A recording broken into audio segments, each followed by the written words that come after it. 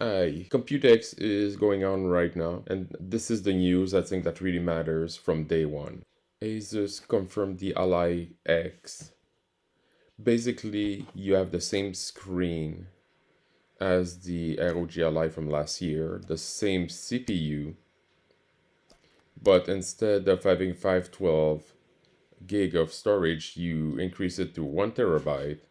The memory is 24 instead of 16, which means that instead of putting 10 gig for system memory and 6 for the GPU like I do, you will be able at 24 to do 16 for the OS and 8 for like the GPU.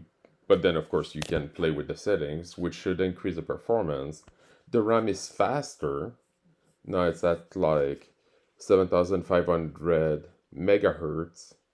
Instead of having a mobile XG port, you'll be able to use a Thunderbolt port.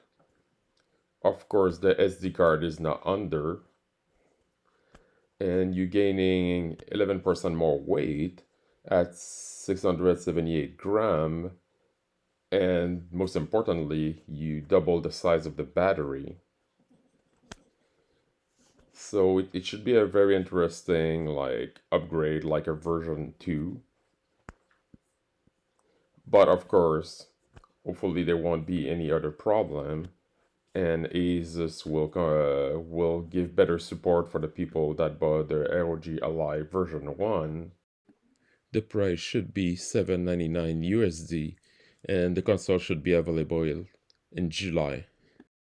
The other big news is that AMD announced the 9000 series CPU.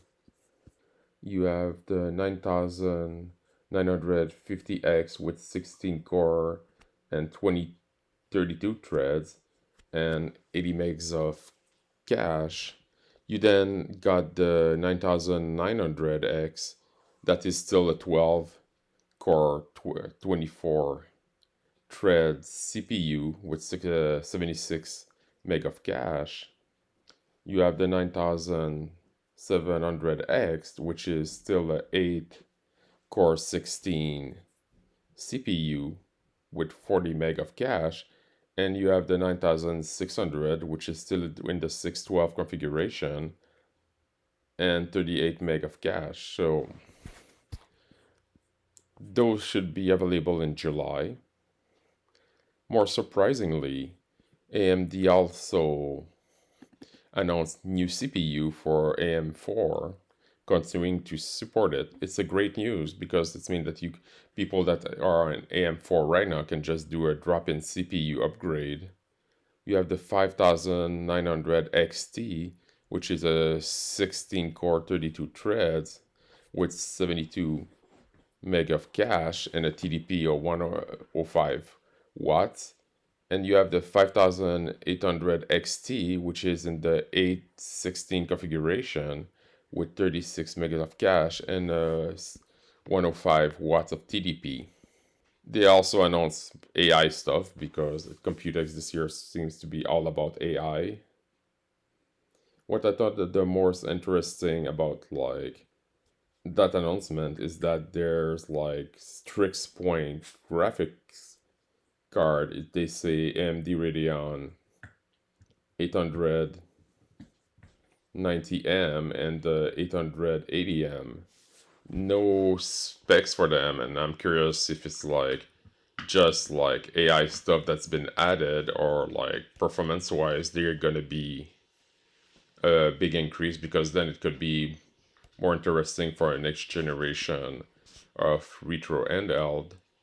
And you have 50 tops for the NPU. And the last one is they announced a new professional card, the W79000, which is a dual slot card with 96 ray accelerator, 192 AI accelerator, 96 compute unit, 48 gigs of memory, a TDP of almost 300 watts, and a 3,500 US dollar price. I'm curious how it's going to perform against a 4090. Thanks for watching.